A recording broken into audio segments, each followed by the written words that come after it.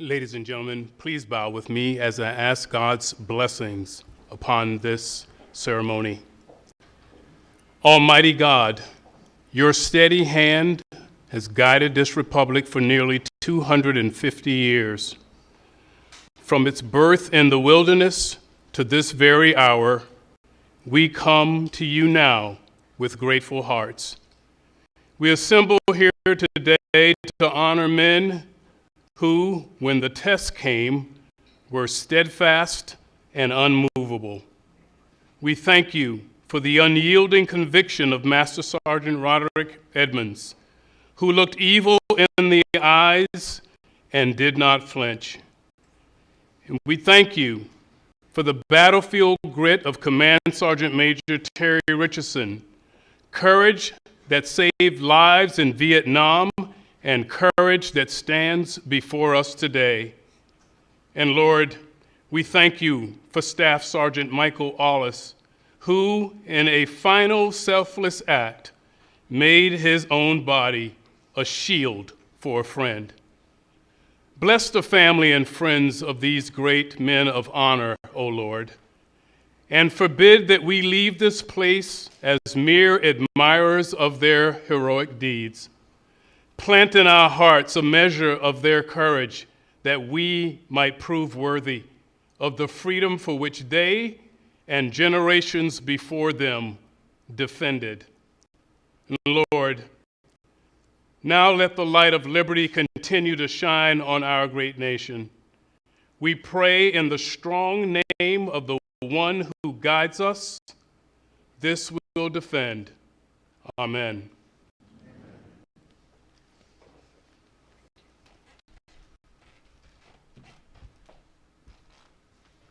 Thank you very much, Chaplain Green. Wonderful job. Appreciate it. And thank everybody for being here, and please feel free to sit.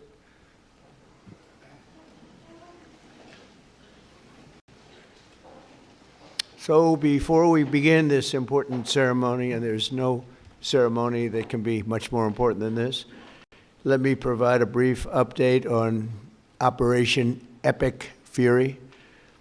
Today, the United States military continues to carry out large-scale combat operations in Iran to eliminate the grave threats posed to America by this terrible terrorist regime.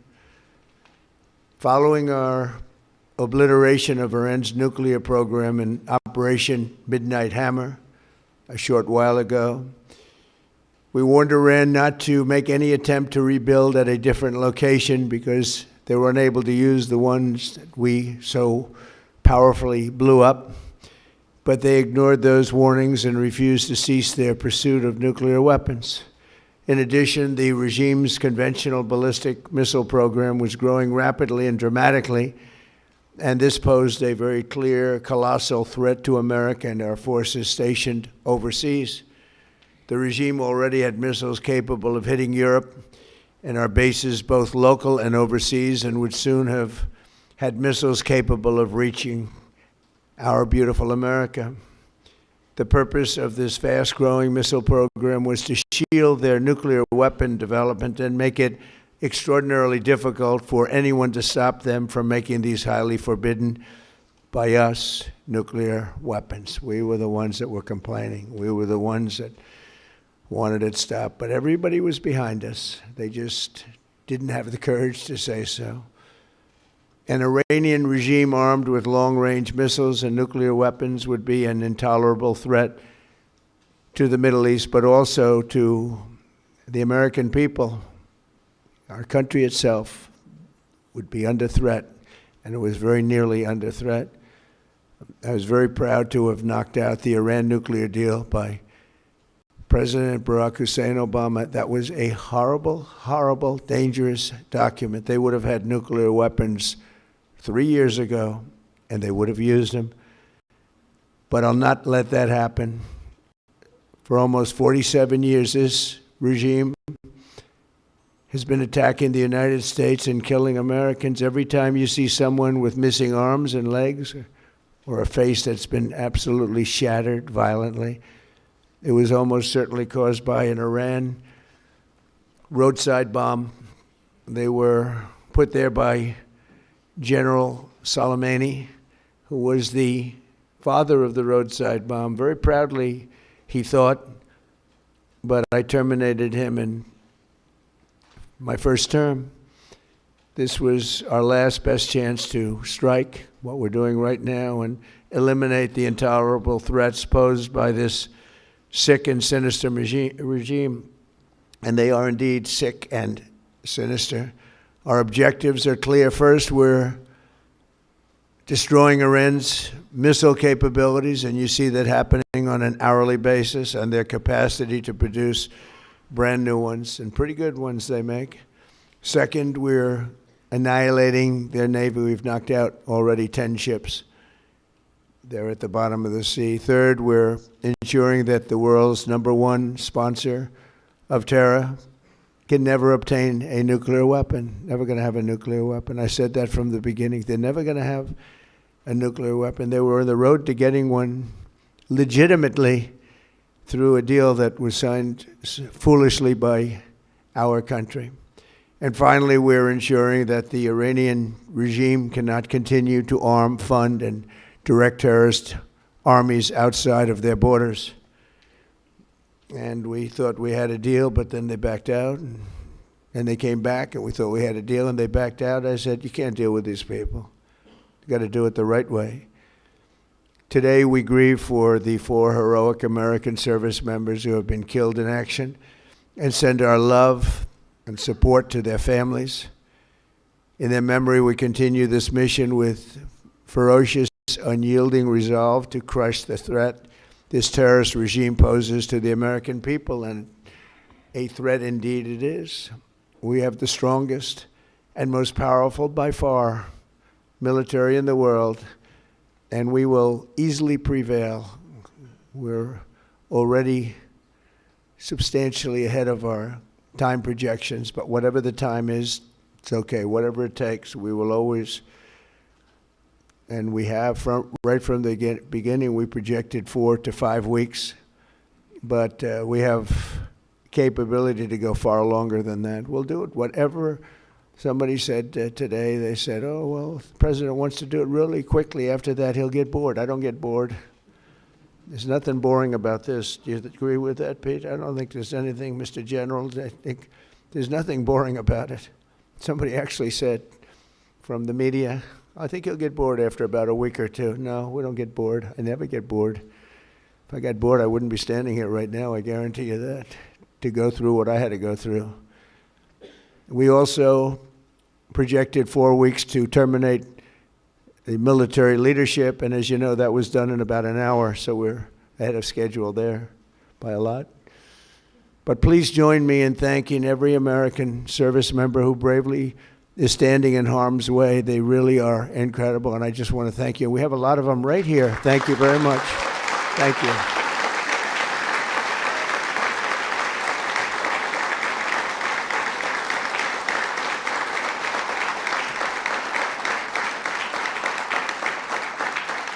Thank you, everybody. We have a lot of great service members here with us, too, in this beautiful building. Isn't it beautiful?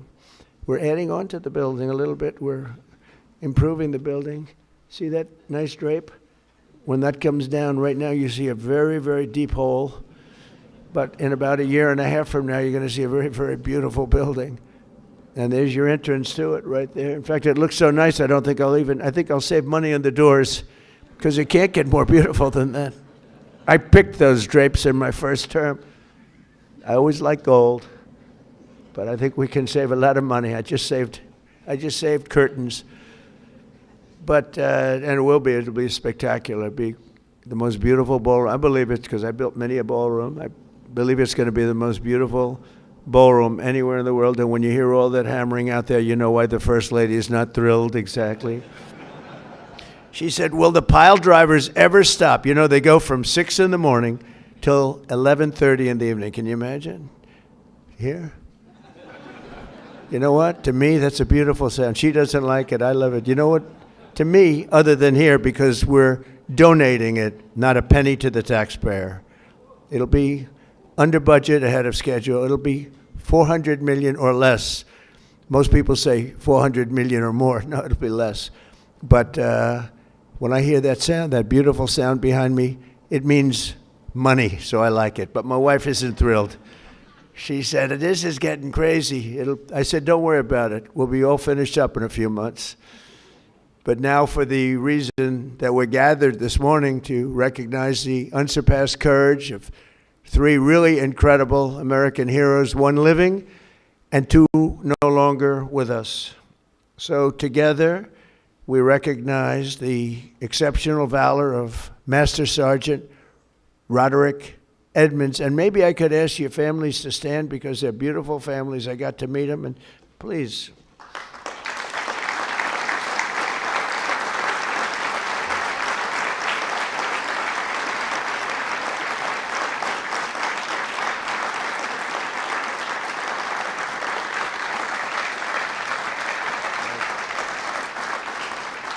So Staff Sergeant Michael Ollis and Command Sergeant Major Terry Richardson, as they receive our nation's highest military award, the Congressional Medal of Honor.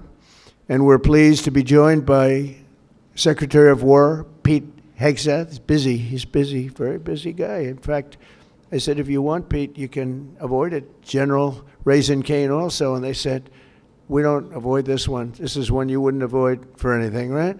So we appreciate that you're here. Secretary of Veterans Affairs, who's doing an incredible job, Veterans Affairs, Doug Collins. Doug, thank you. You stand up, Doug. You're doing such a good job. 92% approval rating.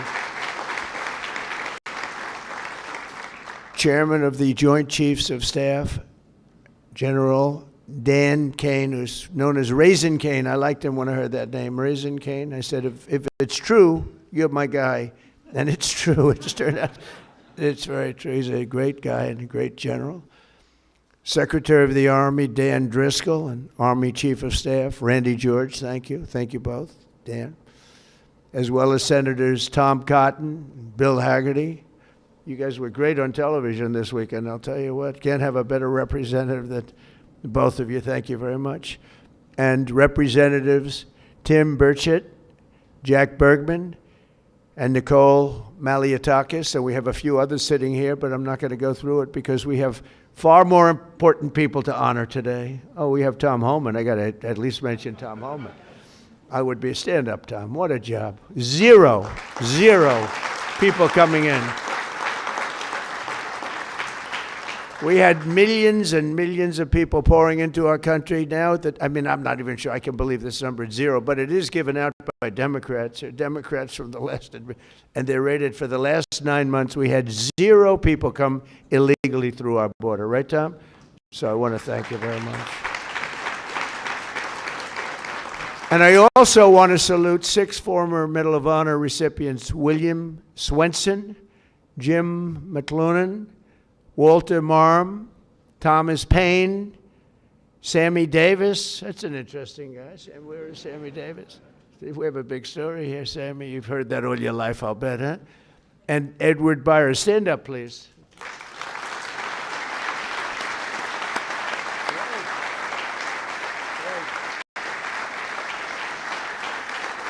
You all look good. We all look good. We remember the ceremonies. All great. It's a great honor. There's no greater. I tried for myself. I've tried numerous times to get one by myself. I keep getting shut down. They say, you can't do it, sir. Bad protocol. Very bad. I would say the worst. But I'm only kidding. You don't have to say I'm only kidding. Otherwise, the press will come out with it, which they actually did once. Donald Trump wants a Congressional Medal of Honor, but he's been shut down. But now you are brave, amazing people. And I want to thank you all. In 1941, Rody Edmonds of Knoxville, Tennessee, enlisted in the U.S. Army and soon rose to one of the youngest master sergeants in the military. In 1944, he sailed to Europe to fight in World War II, and he was so enthusiastic and young and full of vim and vigor. Rody soon found himself on the front lines of the Battle of the Bulge. That was a big one, massively outnumbered by enemy forces. His 1,200 soldier unit fought valiantly until they were completely overrun. The force was massive on the other side, many times the number. After a 4-day death march, one that was covered very well by the history books, through bitter cold, they were put into a German POW camp. Rody was the top-ranking infantryman in the camp. He was number one, meaning he was responsible for the lives of his fellow service members. On July 26, 1945, a Nazi SS officer issued an order over the camp loudspeaker, loud and strong. He said that only American Jews were to show up to roll call following this morning. He added, all who disobey this order will be shot immediately. There were more than 200 Jewish American soldiers in the camp, and Rody knew their separation from the group would mean certain death. So that night he summoned his team and devised a plan.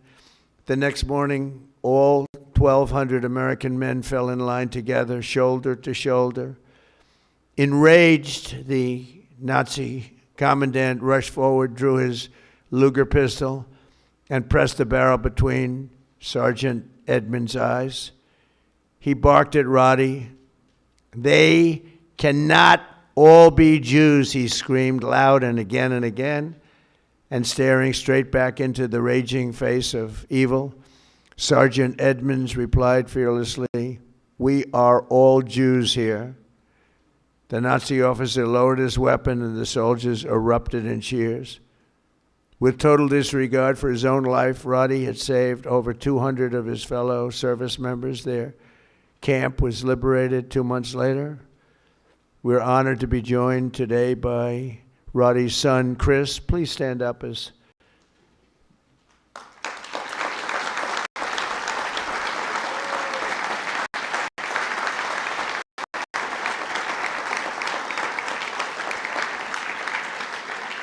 Thank you, Chris.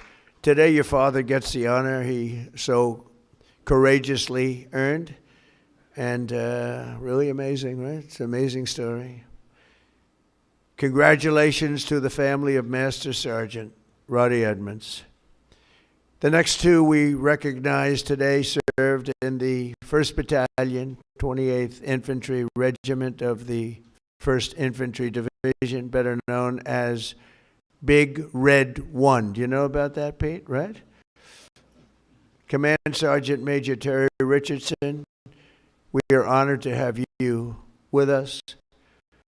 On September 12, 1968, 102 brave men of Terry's Alpha Company were asked with securing Hill 222 deep behind the enemy's line in Vietnam. They didn't know it at the time, had no idea, but the area was totally infested with nearly 300 enemy bunkers and many, many enemy soldiers, far outnumbering them by at least 4, 5, even 6 to 1. As Terry led Lima platoon up Hill 222, the enemy launched an ambitious and violent attack, unleashing a withering fire of machine guns and rocket-propelled grenades. Just didn't stop, just kept coming. Pinned down in hell on earth, Terry summoned unimaginable courage. 3 times he exposed himself to enemy fire to rescue severely wounded comrades, and 3 times he dragged them back to the group. Terry soon realized that the 82 remaining men had one chance of survival. That was air support. Acting without regard of his own life, he grabbed a radio and charged up Hill 222 alone. He needed to be there. It was the only place you'd get reception. He withstood a storm of enemy bullets, eventually reaching the top, where he spent the next 8 hours calling in tactical strikes, completely exposed. An hour in, an enemy sniper shot rang out and the bullet tore through his right leg violently. He was in bad shape, but Terry disregarded that and pushed through. And after 7 more hours of calling in American fire from above. The enemy retreated. Later that day, his team found him with both eardrums totally ruptured and a mangled right leg and foot, but still barely living, but living nevertheless. Due to Terry's actions above and beyond the call of duty, 82 men, Alpha Company, survived this battle, including 2 in this room, Norm Meyer and Dave Himmer. Where are you? Can you want to stand up, Norm and Dave? Where's Norm and Dave? That's pretty good.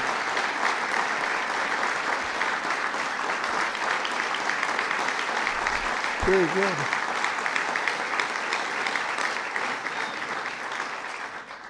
And that story is 100% correct, isn't it? Huh? See, pretty. It's how much have you paid him over the years? Have you said take everything we have? We wouldn't be here, right? That's great. That's a great story, Terry. Today you enter the ranks of the bravest warriors ever to stride the face of the earth. Please stand up, please. Thank you.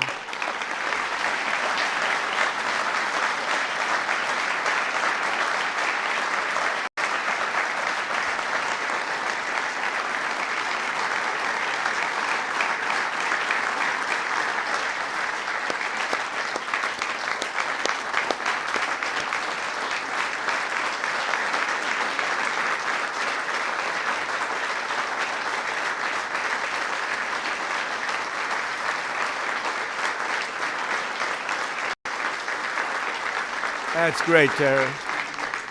That's a great, brave man. I met him back there. He said, he's central casting. Look at him. He looks great. He looks great. You feel like fighting? I think we could take him today. What do you think, Pete? We'll make a little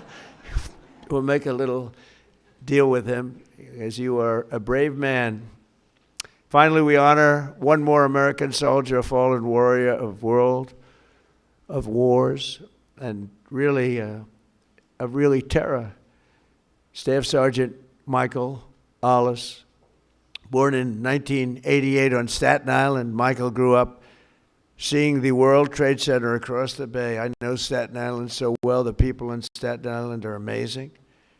After 9/11, Michael enlisted in the Army, and by 24 years old, he was locked in. He loved it. He wanted it so badly. He was a squad leader serving in Afghanistan with the 2nd Battalion, 22nd Infantry Regiment, 1st Brigade Combat Team of the legendary 10th Mountain Division. On August 28, 2013, terrorists detonated a 400-pound car bomb on the east wall of the forward operating base, Ganzi, ripping open a 60-foot wide breach into a compound that housed NATO coalition forces, a lot of them. 10 Taliban fighters wearing suicide vests swarmed through. From across the compound, Michael saw the pillar of white smoke rising and ran to join the fight, rushing without his gear, wearing almost no gear, no Kevlar helmet, no body armor, just one magazine in his rifle. Along the way, he encountered a Polish soldier, and together they advanced under heavy fire, very, very heavy fire. At one point, shrapnel ripped through the Polish soldier's legs, rendering him unable to walk, very, very severely hurt. In that chaos of gunfire, explosions, and charred human remains, a terrorist insurgent appeared, rounding a corner with his suicide vest, fully armed, and you could see it. It was going to happen. He charged the wounded Polish soldier without hesitation. Michael raised his gun and forced himself between the insurgent and the man he just met, shielding him with his own body. He knew it was going to happen. He shielded him with his own body. You know, bravery's amazing. You never really know who's brave, who's not, until they're really tested. We think some people are brave, Pete, and they're not. We think others aren't, and they are. You never know. But he was tested. That's called the ultimate test, right? And at perhaps his final heartbeat, Michael fired his weapon, and the terrorist detonated his vest simultaneously. Staff Sergeant Ollis was killed just weeks before his 25th birthday, and nobody was any more brave than that. In his final act on earth, Michael absorbed the blast, sparing the life of that Polish warrior, who we are grateful to have in the room with us today, Second Lieutenant Carol Sierpika. Carol Sierpika. Where are you, Carol? Hey.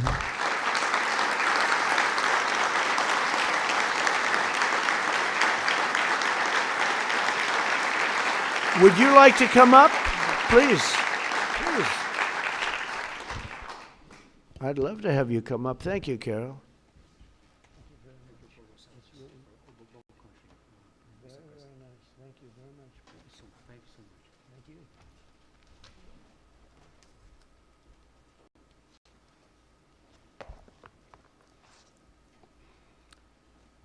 Mr. President, Minister of War, my Minister Polish of National Defense, distinguished guests, everyone gathered here today, dear my Basia, Michael, and Jacob, especially dear Linda and Robert, and the entire Ollis family. What do you have that you did not receive? This is how I would like to begin these few words, to speak to you all here. In this special place and on occasion of this incredibly important ceremony, one that is significant for many, but truly especially exceptional for me, is a particular privilege and a great honor. Above all, however, it is my commitment. It is a part of my new mission, which began 13 years ago. A soldier is not something you are from time to time. It is who you are forever. It is just like you are not a mother, a father, a sister, and brother, or as only for a moment. These are not roles given to us for a while. They are a great gift, but also a great lifelong commitment.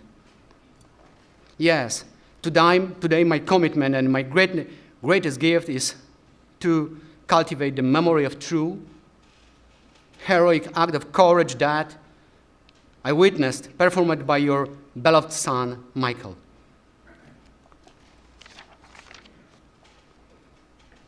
Please forgive me if my words have not fully captured what I truly feel today.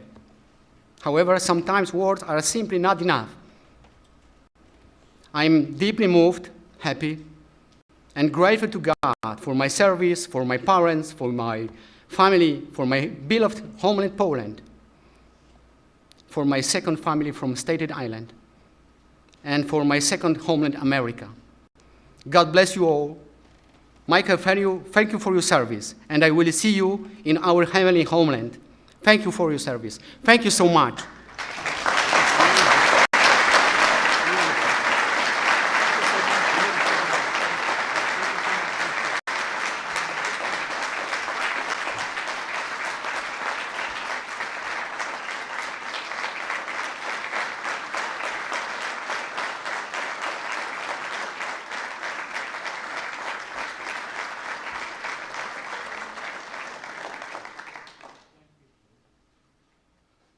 And Carol is joined by his wife and their two wonderful sons, Jacob and Michael. Michael is named after the American hero who saved his father's life.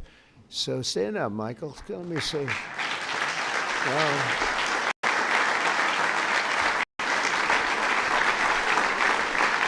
That's great.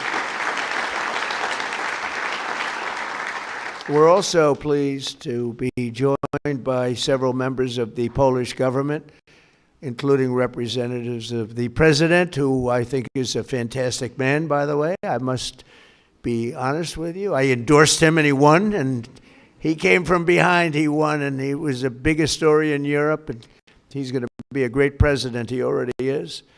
But as well as Poland's Minister of Defense, to honor the blood and sacrifice that has helped seal the Polish-American bond. We have a great bond. We have a great relationship with your country. And I just want to thank you to Michael's parents, Bob and Linda. Your son's selflessness in the face of real evil reminds us of the courage that keeps our country free. And I just said the genetics in that family are very strong, right? I said that before. All three families, I said, good. I see some of the young ones today. And I said, you have good genes. They were asking me, what does that mean? I said, don't worry about it. You'll figure it out. But you have the best genes you can have, actually. So thank you for giving America your beloved son. And now I would like to ask the military aide to come forward and read the citations, and then we will do the honors. Thank you all very much. This is a tremendous honor for me to be here. Thank you. Please, military aide.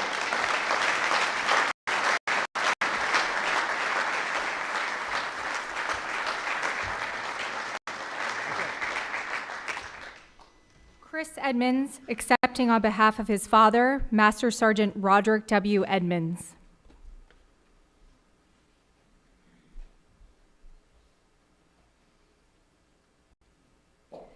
The President of the United States of America, authorized by Act of Congress, March 3, 1863, has posthumously awarded in the name of Congress the Medal of Honor to Master Sergeant Roderick W. Edmonds, United States Army.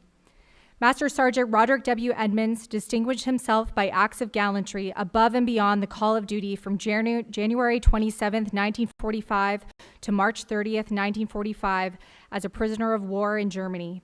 Upon arrival at Stalag 9A in Zietenhain, Germany, on the evening of January 26, 1945, the Germans announced that only Jewish American prisoners would fall out for roll call the following morning at the threat of execution. Master Sergeant Edmonds directed his senior leaders to have all 1,200 American prisoners present themselves for roll call. The Nazi commandant became incredulous after realizing that so many Americans were standing in formation. The commandant removed his pistol, pressed it hard against Master Sergeant Edmonds' forehead between his eyes, and demanded that he order all Jewish American prisoners to step forward or he would be shot. Master Sergeant Edmonds fearlessly held his ground, refusing to concede. The commandant lowered his weapon without further attempts to segregate the Jewish American prisoners. Several weeks later, in March 1945, the Germans ordered all prisoners to assemble outside the barracks for evacuation. Master Sergeant Edmonds ordered all American prisoners to form in front of the barracks, and when the enemy transports arrived, they would break ranks and rush back to the barracks. Master Sergeant Edmonds gallantly led these prisoners in a relentless pursuit of opposition and resistance, forcing the Germans to abandon the camp, leaving the 1,200 American prisoners behind. Master Sergeant Edmonds' conspicuous gallantry above and beyond the call of duty are in keeping with the highest traditions of military service and reflect great credit upon himself, his unit in the United States Army.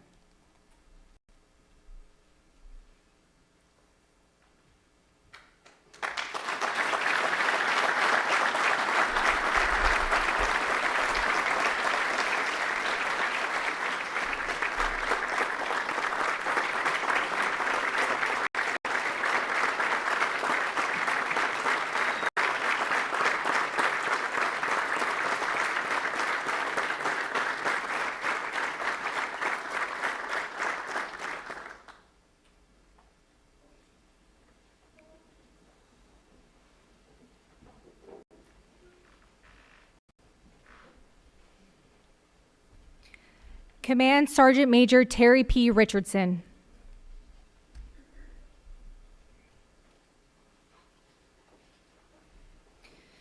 The President of the United States of America, authorized by Act of Congress, March 3, 1863, has awarded in the name of Congress the Medal of Honor to Staff Sergeant Terry P. Richardson, United States Army. Staff Sergeant Terry P. Richardson distinguished himself by acts of gallantry above and beyond the call of duty on September 14, 1968, in the vicinity of Loc Ninh, Republic of Vietnam. On this date, his company was tasked with the mission of securing Hill 222 in hostile and enemy territory near the Cambodian border. Staff Sergeant Richardson directed one of his squads to be the point element leading the way. Shortly after the assault began, 3 of the squad members became severely wounded and pinned down between 3 enemy machine gun bunkers. Staff Sergeant Richardson advanced forward under heavy enemy fire and recovered his wounded soldiers. between heavy machine gun fire. By the time he was able to make it back to join his unit, his entire company had been completely surrounded by the enemy. Staff Sergeant Richardson recognized that the only way to keep his company from being overrun was with accurate tactical airstrikes. Staff Sergeant Richardson advanced to the top of Hill 222 under heavy enemy fire for better sight lines to direct the tactical airstrikes. He began to direct the tactical airstrikes and shortly thereafter became wounded by an enemy sniper. Staff Sergeant Richardson's continued directing the tactical airstrikes for 7 more hours before the enemy broke contact. 6 soldiers from his platoon found him still alive. Staff Sergeant Richardson declined medical evaluation for his gunshot wound and requested that he be allowed to stay to lead his soldiers. Altogether, his actions directly resulted in 85 lives being spared on that fateful day. Staff Sergeant Richardson's conspicuous gallantry and extraordinary heroism at the risk of his life, above and beyond the call of duty, are in keeping with the highest traditions of military service and reflect great credit upon himself, his unit, and the United States Army.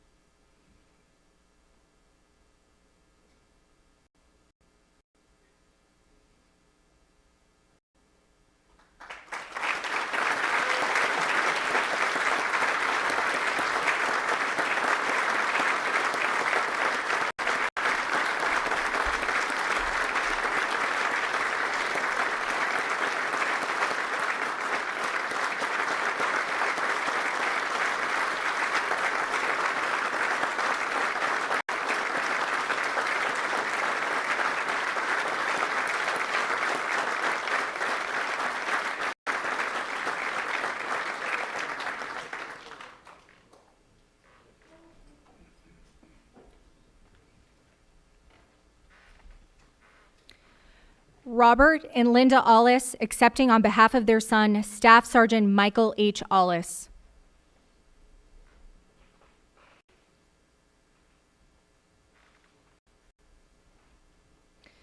The President of the United States of America, authorized by Act of Congress March 3, 1863, has posthumously awarded in the name of Congress the Medal of Honor to Staff Sergeant Michael H. Ollis, United States Army.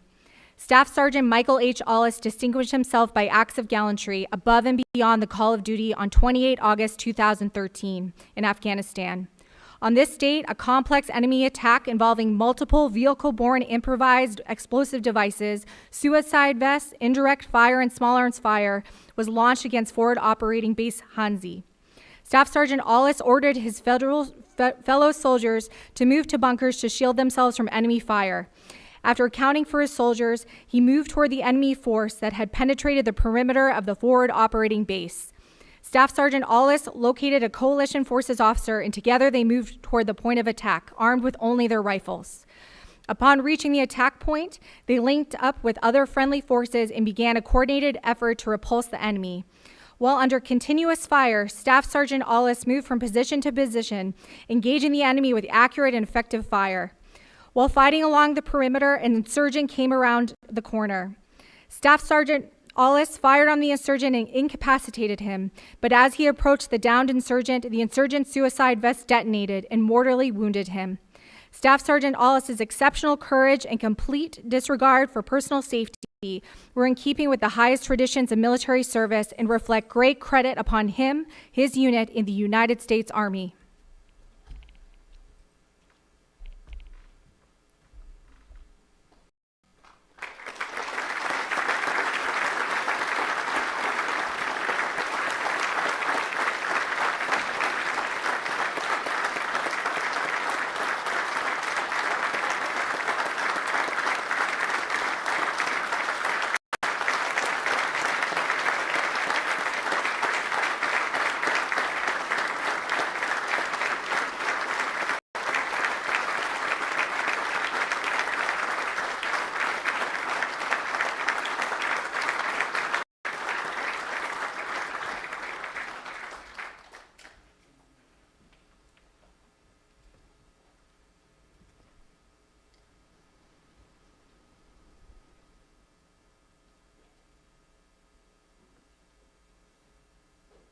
Ladies and gentlemen, please bow with me as we give the benediction. Eternal God, our unfailing light in every darkness, the rock on which we stand, as we depart this place of honor, may the courage of these heroes be our example, righteousness our choice, and hope in you our guiding light. We especially ask for your protection